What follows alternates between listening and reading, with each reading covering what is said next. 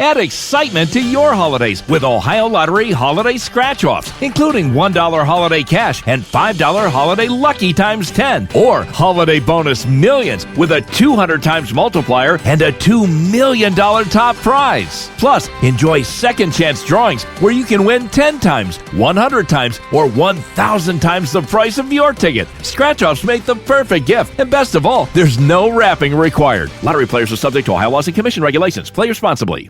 Americans love using their credit cards, the most secure and hassle-free way to pay. But D.C. politicians want to change that with the Durbin-Marshall credit card bill. This bill lets corporate megastores pick how your credit card is processed, allowing them to use untested payment networks that jeopardize your data security and rewards. Corporate megastores will make more money, and you pay the price. Tell Congress to guard your card, because Americans lose when politicians choose. Learn more at guardyourcard.com.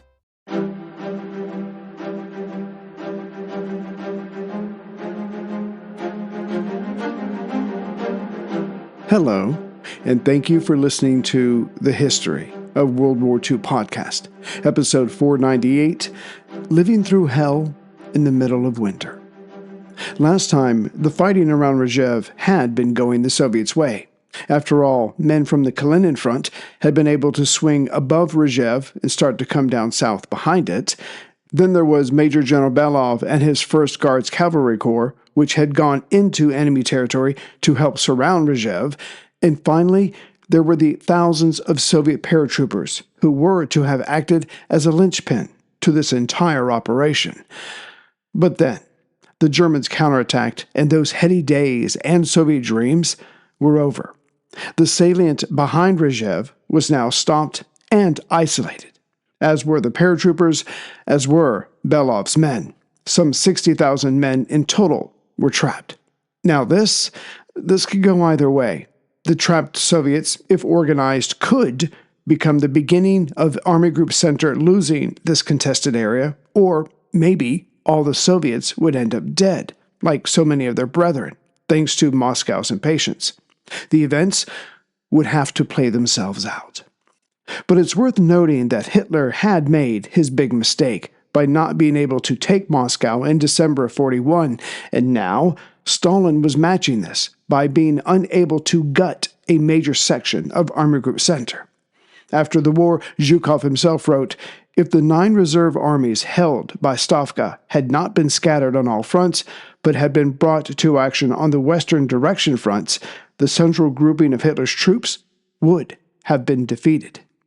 True enough, but they had been scattered, and now both adversaries had to play the cards in their hands, not what those cards should have been.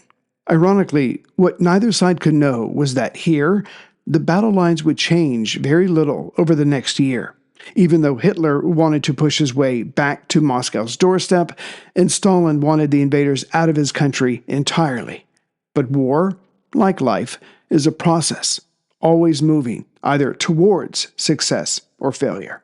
For the next few months, that fact might have been hard to discern for the two leaders. Looking at a map, clearly the Soviets have gained ground to the southwest of Yukhnov.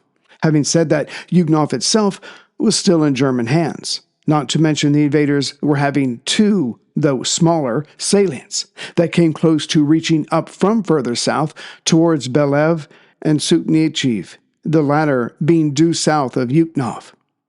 This battle line meanders up north until just after Rzhev, where it then turns to the northwest. Clearly, some parts of Stalin's counteroffensives were working, but in the end, what mattered was that the Rzhev salient was only 75 miles or 121 kilometers from the edge of the Soviet capital. Thus, for all the blood that had been spilt, much more would be by both sides to press home their seemingly advantage. And yet, not unlike Hitler pushing Army Group Center in December, hoping to enter Moscow proper, Stalin still thought that, despite his lack of success, all his men needed to do was just try one more time, one more big push that would see them through. Armies are destroyed in such ways. As for the trapped Soviet troops behind Rzhev, the paratroopers and cavalry units did not have heavy weapons with them, nor, it has to be said, the right kind of local leadership to get them out of this mess. For now, they spent their days attacking where and when they could, or defending themselves from German attacks. To be sure, Moscow tried to drop supplies to these men, but the accuracy was off as much as Stalin's oversized ambition. But the Germans appreciated the gifts very much. One such attack by the trapped Russians was to blow up a bridge along the highway just west of Rzhev. The team sent out to do this had to walk for hours in the dark forest. The cold was burning their faces. After reaching the bridge, fortunately it was made of wood, they set up 20 kilograms of explosives and attached it to a fuse cord. Now they waited. To destroy the bridge was in and of itself a good thing. But wouldn't it be better if several enemy trucks loaded down with soldiers was on it when it was blown up? So they waited. Finally, 3 large trucks came along, full of German soldiers. When the time came, one man, a sergeant major, tried to light the fuse, but between the wind and his numb hands, he just couldn't do it. The trucks were now past the midway point on the bridge. Cursing in Russian, he cut the fuse very short, got up, and ran towards the bridge. Just before reaching it, he lit another match, but this time put it back with the other matches. It made a bigger flame, and he used this to light the very short fuse. Then he threw the explosives at the bridge. In a matter of seconds, the bridge shattered. The other men of the team could not see what happened after the blast, but after the bridge had collapsed, taking the trucks with it, and the survivors ran away, the team went looking for their sergeant major, and he was found, still alive, but concussed. They took him to a nearby farm and said they'd be back in a few days to collect him. The sergeant major rested on the family house's floor, but soon the door was kicked in. It was Germans. The injured man was lying on the floor close to the stove, but on the other side of the stove, away from the front door. The Germans, not bothering with anything else, demanded a horse to carry a wounded friend. The farmer went outside with them and gave them his only horse, but the wounded Russian soldier was not discovered. And his friends did come back a few days later, and they retrieved him. After another day of rest, with gun in hand, he was back on patrol. A Tuesday, if you will, for these men. But it's what came next that was surprising. At Kroger, an annual Boost membership just got even better. Now you can choose from Disney Plus with ads, Hulu with ads, or ESPN Plus on us when you sign up. Plus, enjoy unlimited free delivery, double fuel points, exclusive offers, and free items. Sign up for a Boost membership today. It's an easier way to save, including new streaming options to relax with while we deliver your groceries. Kroger, fresh for everyone. Restrictions apply. See site for details. As January turned into February of 42, the orders to the Kalinin front were unchanged, as if the encirclement of the northern half of Army Group Center was still a possibility. It was a premature plan, at best. At worst, it was made impossible with Army Group Center's counterattacks. Still, the Stavka sent orders, large and small, on how to carry out, again, much like when Hitler was ordering his men to stand fast against the first Soviet counterattacks back in early December. Reality had nothing to do with this. But orders were orders, so as January was about to end, the Kalinin front, commanded by Konev, hit Major General Model's 9th Army line just north and northwest of Rzhev. This attack failed, but the attempt was made again on January 30th. Yet again, the men of the German Sixth Corps got the job done, holding back the enemy, denying them access to anything further south. But there was a price to pay for this continued success. Most of Model's companies, which could have had anywhere between 100 and 250 men, were now the size of platoons, meaning they had between 16 and 50 men. In fact, during this last Soviet attack to try to free their comrades, the last of the German reserves for this area had to be called upon. Now, if the Soviets could just stop attacking for a while. Yet this hardly seemed likely, especially when General Zhukov was given command of the Bryansk and Kalinin fronts to go with his Western Front. Now all of this was renamed Western Direction. Countering Zhukov's promotion, not that they would know about that until later, construction supplies were finally reaching the Germans at the front. Even better, as the men were going to be in one place for more than just a week, they could focus on using these new supplies to shield themselves from the Russians and the winter. And even better than better, reinforcements started to arrive. Not just replacement giraffes, but entire divisions, ones which had been stationed in France and other places west. In other words, the battle lines were firming up. German defenses were improving. Yet, there was one more thing to deal with before the Germans could think about waiting out the rest of the winter here in relative safety. That being the Russian units behind Ninth Army causing disorder and stress. They needed to be swept away, and that's what General Model planned to do. Tapping the 46th Panzer Corps, led by General Heinrich von Wiedenhoff, they would start at Shchtova and move to the northwest. This would put the 46th into the path of most enemy units that were behind Rzhev. Not wasting any time, the 46th Panzer moved out during the first days of February. And indeed, since their starting point, Shchtova, was about 35 miles south of Rzhev, they engaged the Soviets right away. Having been allowed to rest some, and finally receiving some supplies, the German forces were their normal, efficient selves. By February 6th, the panzers had reached the rail line that was to the west of Rzhev.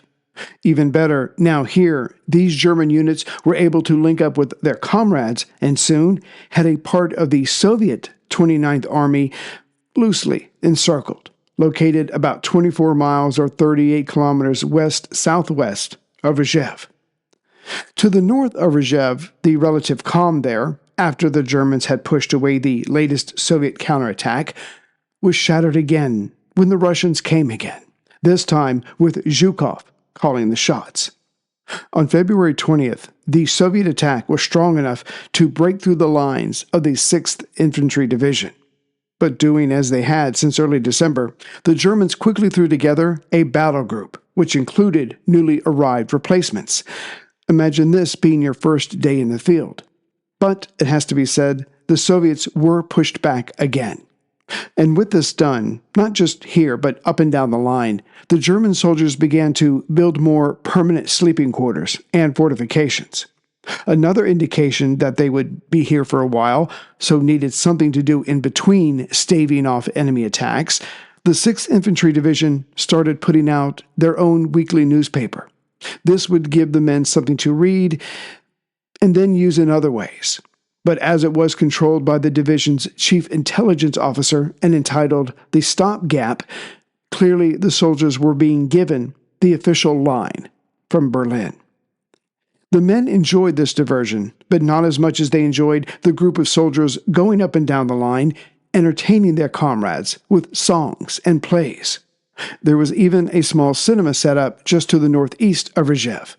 Considering their situation and their Spartan conditions, this cinema was quickly nicknamed the Crystal Palace. But saving the best for last, the Germans returned to the idea of the body being a temple that has to be taken care of.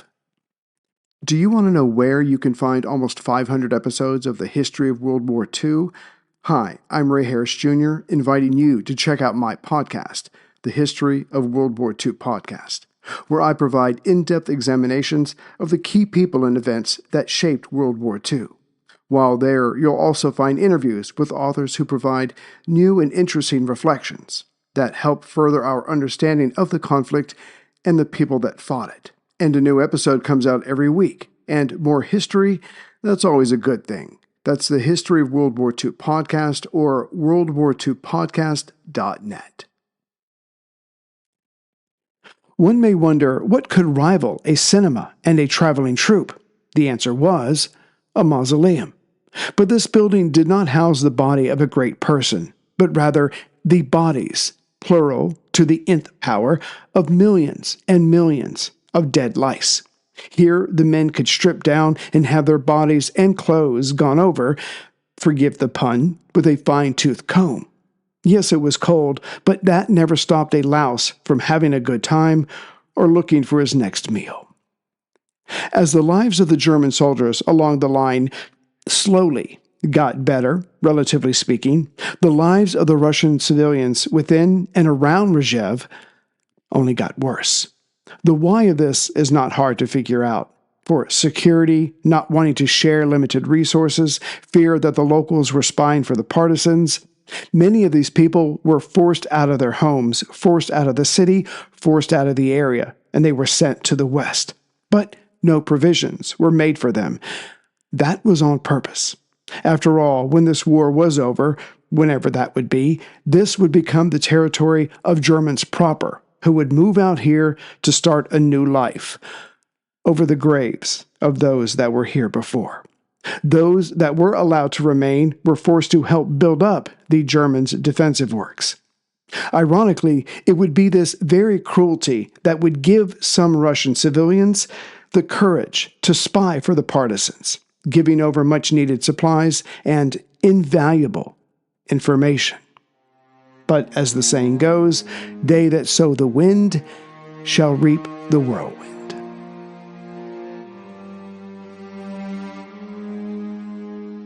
Greetings, everyone, from Central Virginia. So I think for this time, I've only got one donation from Erwin Johnson. Thank you very much, Mr. Johnson. It is greatly appreciated. What I might do is kind of bounce back and forth between what's going on here in Rzhev and what's going on just north of it, because that battle, they're connected by proximity, but they also affect each other because the Germans have limited, and the Russians have limited resources to throw at this. Anyway, so I might just start bouncing back and forth, but I'll make it quite clear which story this is in the show notes so there's no confusion. Because if I confuse you, what's the point? So you shall hear from me soon with the next episode, whatever it is. Take care, everyone.